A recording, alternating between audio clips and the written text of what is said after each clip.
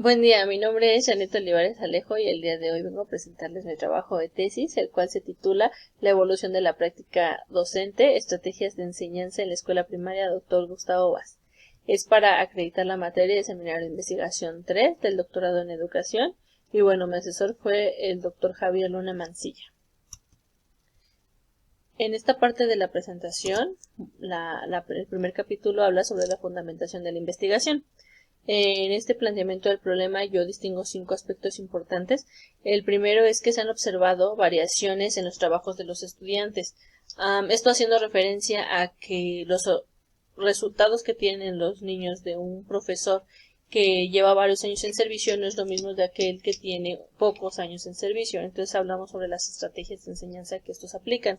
La segunda parte fundamental es la desactualización docente. Qué tan bien o qué poco conocen la parte de las reformas, los programas de estudio, los planes, etcétera, y qué tanto se actualizan, qué tan seguido para las estrategias de enseñanza. El desconocimiento de los planes, el cambio de las reformas educativas, si bien no todo va dirigido hacia contenidos, qué tanto les afecta a los profesores, el hecho de la carga administrativa y de los cambios de las reformas que tienen de acuerdo a la parte ejecutiva cada vez que cambia. Y los retos que se presentan o que presentan los docentes en cuanto a querer innovar su práctica dentro del aula de clase. Mis preguntas de investigación son 3. La primera es relacionada a qué aspectos de la práctica docente de nivel primaria se han modificado en los últimos 10 años. Entonces me voy a recorrer 10 años para atrás hasta la fecha para hacer mi comparación. La segunda pregunta es qué cambios se han presentado en las estrategias de enseñanza de los profesores de primaria en los últimos 10 años. Y finalmente encuentro o pregunto cuáles son las dificultades que el docente enfrenta al tratar de implementar los cambios propuestos en los últimos 10 años en su práctica docente. Mi punto 1.3 es la justificación y bueno, mi trabajo es muy importante de retomarlo debido a que habla acerca de la práctica docente. Es un aspecto que todos tenemos enfrente, todos podemos observarlo y bueno, es parte de nuestra sociedad, entonces considero que es muy importante este tema. Hablamos acerca del mal empleo o la falta de actualización por parte de los docentes para cambiar sus estrategias de enseñanza y así favorecer a los alumnos. ¿Cuáles son los cambios más importantes de la práctica a lo largo de estos años y qué tanto han repercutido en la educación de los alumnos? Es importante realizar este tipo de trabajos debido a que nos ayuda a identificar algunos comportamientos de los docentes que pueden ayudar o perjudicar a los estudiantes, ya sea pues en su trabajo diario o en su enseñanza. Y finalmente yo retomo la parte de que la educación requiere de constantes cambios y exigencias. Esto es de acuerdo a conforme va pasando el tiempo. Obviamente la sociedad va exigiendo cada vez más y entonces nosotros como docentes tenemos que ponernos al nivel de esas exigencias. Tengo 3 objetivos. El primero es general, los otros 2 son específicos. El primero habla acerca de analizar los cambios en la labor docente del nivel primaria que se han tenido en los últimos 10 años. Y para mis objetivos específicos hablo de identificar los cambios que han tenido los profesores de nivel primaria en el aspecto de estrategias de enseñanza dentro del aula. Y mi segundo objetivo específico es reconocer aquellas dificultades que el docente enfrenta al tratar de implementar los cambios dentro de su labor que se establecen por los modelos educativos implementados. El capítulo 2 de mi investigación es marco teórico y bueno, el marco teórico se divide en 4 ramas grandes. El primero es el marco conceptual, el segundo es el marco legal, tercero antecedentes y finalmente encontramos al estado del arte. En el marco conceptual distingo 3 autores muy importantes dentro de mi investigación, entre ellos Weinstein y Mayer en 1986. Ellos mencionan a las estrategias de enseñanza de los docentes. Dicen qué son las estrategias y dicen que los profesores las utilizan para ayudar en el proceso de enseñanza-aprendizaje de los alumnos. Por su lado, González y Tourón en 1996 hacen mención acerca de las estrategias docentes, que a comparación de las estrategias de enseñanza hablan acerca de aquel comportamiento que tiene el profesor para relacionarse con todos, tanto con sus compañeros, como relacionarse con sus alumnos, con los padres de familia, en su entorno, etcétera. ¿Qué estrategias va a utilizar el docente para trabajar en un lugar armónico? Y finalmente encontramos a Ferrater. Él en 1999 habla acerca de la metodología de la enseñanza que utilizan los docentes y habla acerca de 3 dimensiones las cuales llevan a cabo los profesores, entre ellos la innovadora, la flexible y la crítica. Todo ello debe de tener un valor específico para que la labor docente se lleve a cabo de una manera más efectiva. En cuanto a mi marco legal, por ejemplo, distingo 3 grandes aspectos, entre ellos el que rige la educación, que es el artículo 3 constitucional. Este artículo 3 constitucional surge en 1917 y hasta la actualidad se ha reformado 9 veces. Esto ha sido para implementar la mejora de los aprendizajes y que todos tengan una educación de calidad. La Ley General de Educación, esta hace referencia, su principal nombre fue Ley Federal de Educación, que se hizo en 1973. De manera posterior, en el año 93, pasa a ser Ley General de Educación y es la que le da forma al artículo 3 constitucional. Esta es la que toma los aspectos más importantes para hacerlos ley y de ahí se desglosan ciertos fines que deben de llevar los profesores, entre ellos seguir los planes y programas. Entre los más importantes o los que vamos a retomar nosotros como de investigaciones desde hace 10 años, vamos a retomar los planes y programas 2011 y los planes y programas del nuevo modelo educativo 2017, los cuales, vienen inmersos en la Ley General y que se desglosan del artículo 3 constitucional. Para hablar acerca de mis antecedentes, por ejemplo, distingo a 4 aspectos importantes. El primero, hablo acerca de 1921, con la creación de la SEP, y hablo acerca de que en este año se inició un largo y complejo proceso de federalización de la educación mexicana. En este caso se buscaba alfabetizar a las personas que estaban que formaban parte del pueblo, y conforme se fue reformando tanto el artículo como todo lo que desenglosa, ya se puede hablar acerca de una mejora en la educación. Los constantes cambios de las reformas con diferente dirección hacen que los profesores tengan algunos retos los cuales tienen que cumplir, y porque nos mencionan que no siempre los retos se forman desde la parte cognitiva, sino también hay retos políticos, hay retos administrativos, entre otros. Se menciona también como antecedente a Soto, Pérez y Martínez, que en el 2008 hacen mención acerca de la adquisición de los rasgos del perfil de egreso de los profesores normalistas. Mencionan que la educación normalista o la educación inicial de un profesor es de vital importancia debido a que ahí ellos van a adquirir las estrategias necesarias para llevarlas a cabo en su labor. Y finalmente terminamos como antecedente con la creación de la RIEP, que es la Reforma Integral de la Educación Básica. En este trata de articular los 3 niveles educativos, el preescolar, la primaria y la secundaria, para que lleven un orden cronológico, por así decirlo. En el 2004 se reforma la parte de preescolar, en el 2006 se reforma la parte de secundaria y en el 2011 se reforma la parte de primaria. Y para hablar de mi estado del arte de mi investigación, distingo 4 aspectos importantes o 4 investigaciones importantes, entre ellas la de Medina y Delgado en el 2017. Ellos realizan una investigación en donde plasman que las estrategias docentes, cómo es que ayudan o perjudican al aprendizaje significativo de los alumnos. En este caso, recordemos que el aprendizaje significativo, si se lleva a cabo de una manera eficiente, los niños van a poder llevarlo a todos los campos de su vida. Por otra parte, Romero en el 2019 realizó una investigación en donde se plasman algunos retos y desafíos que los docentes tienen ante los cambios constantes de gobierno. En este caso, hablando de cualquier tipo de cambio, ya sea organizacional, político, administrativo o de contenidos. Pamplona, Carnillo y Cano en el 2019, por ejemplo, nos hablan acerca de las prácticas docentes, pero hacen una comparación en su investigación acerca de las prácticas tradicionales y las prácticas innovadoras. Y finalmente tenemos a Treviño y Cruz en el 2014. Ellos realizan una investigación enfocada a la RIEP, que es más enfocada en la docencia. Sus ajustes son de orden político, organizacional y pedagógico. En el aspecto educativo hacen una comparación entre cómo es que afecta al docente que haya un cambio político, un cambio organizacional y un cambio pedagógico dentro de su labor. El capítulo 3 de mi investigación es la metodología. La metodología tiene un enfoque cualitativo, porque uno de los objetivos de mi investigación es describir las cualidades de un fenómeno, en este caso un fenómeno educativo. Mi tipo de investigación es de carácter exploratorio explicativo. Esto es debido a que no hay algunas investigaciones que traten acerca de la comparación de estrategias docentes, así como yo lo hablo. Si bien hay de estrategias docentes, hay de estrategias de enseñanza, entre otras, no existe la comparación que yo quiero lograr con esta investigación.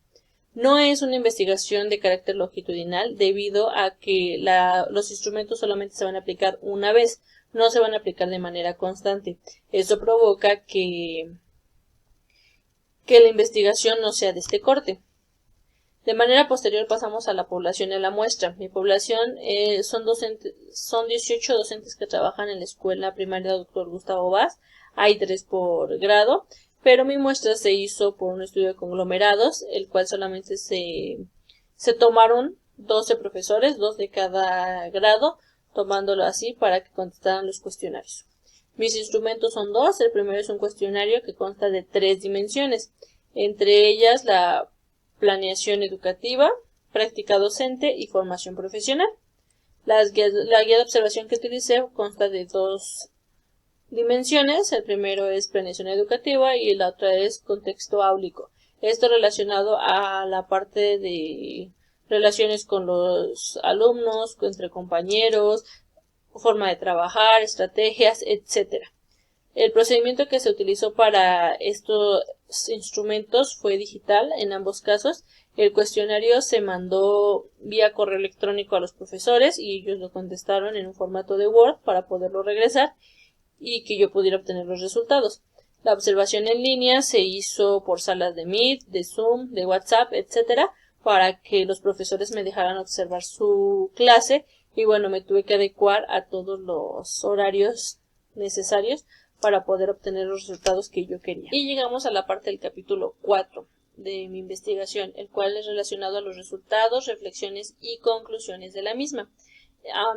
Voy a sacar los resultados de acuerdo a las dimensiones de los instrumentos, más no por instrumentos.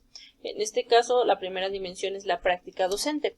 La práctica docente en este apartado nos habla acerca de que la mayoría de los profesores tienen más de 10 años de servicio. En este caso, 7 de los profesores tienen más de 10 años de servicio y bueno, eso logró que yo pudiera hacer la comparación entre las estrategias que se utilizan. Todos tienen innovación de la práctica educativa, o sea, 100% de los profesores, debido a que con la pandemia vivida, todos tuvieron que adecuar las actividades y las estrategias que ellos utilizaban en el aula para poder ayudar a sus estudiantes. Entonces, todos tienen la parte innovadora hasta este momento. Los momentos de la evaluación, hablando de evaluación diagnóstica, evaluación formativa y evaluación sumativa, nos dice que 12 de los profesores que contestaron el cuestionario hacen evaluación diagnóstica. Esto para retomar qué saberes tienen sus estudiantes del año anterior. 10 de ellos hacen evaluación formativa, la cual es relacionada a todo el proceso para saber los trabajos y situaciones así que tienen los niños. Y 10 de los profesores utilizan evaluación sumativa.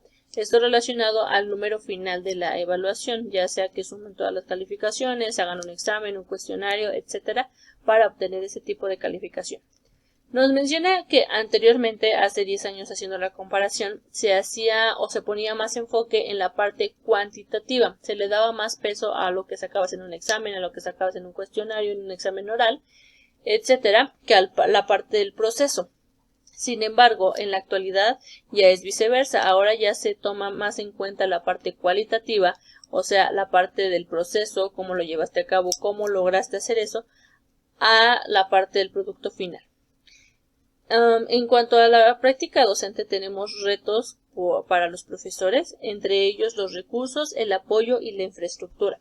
Los recursos que tienen sus estudiantes en determinado momento pueden o no pueden tenerlos. Eso dificulta a que el profesor pueda o no pueda pedir diferentes materiales.